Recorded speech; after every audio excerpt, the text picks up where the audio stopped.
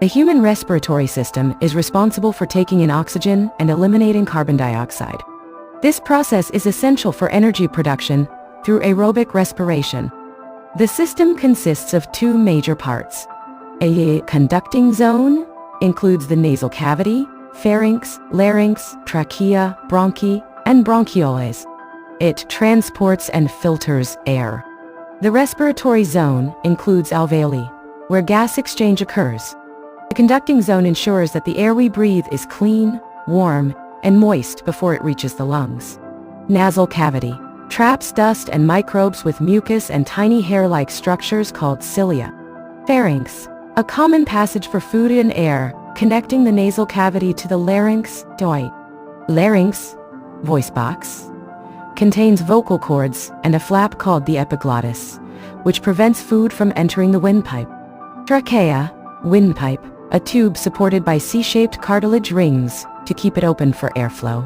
Bronchi and bronchioles, the trachea splits into two bronchi, leading to each lung.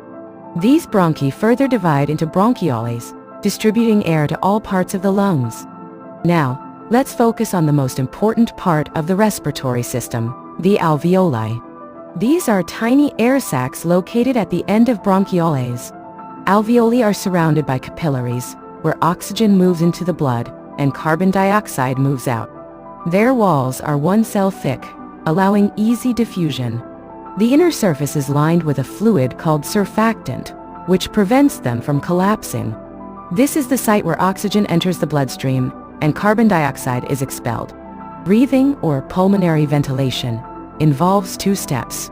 Inspiration, or inhalation, drawing air into the lungs.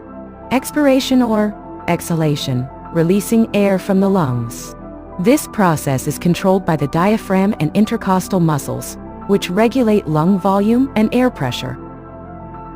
During inhalation, the diaphragm contracts and moves downward, creating more space in the chest. This reduces air pressure, pulling fresh air into the lungs.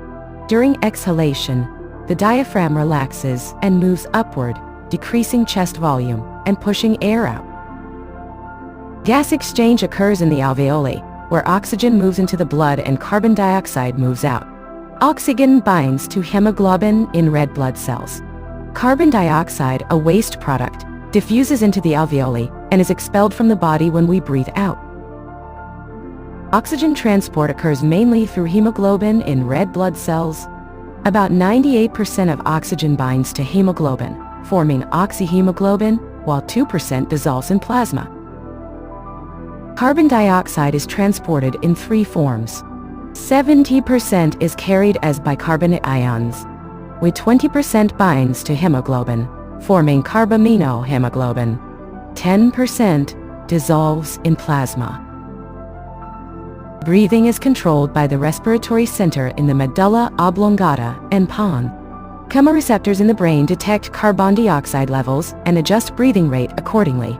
Some common respiratory disorders include asthma, airways become narrow, making breathing difficult; bronchitis, inflammation of the bronchi; emphysema, alveoli are damaged, reducing oxygen exchange.